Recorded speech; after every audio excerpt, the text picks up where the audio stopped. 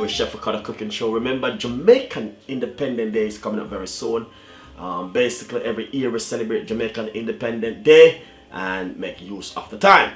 Well, Jamaica Independence Day is very important to many of us, which we are from Jamaica. We always celebrate Jamaica Independence Day. Do the best we can do. Everyone just come out and celebrate, have a wonderful time, and you enjoy yourself. This is some Chef Ricardo on the team, working very hard to give you a recipe and tips and idea ahead before Jamaican Independence Day come up. Very soon we will see what we have online.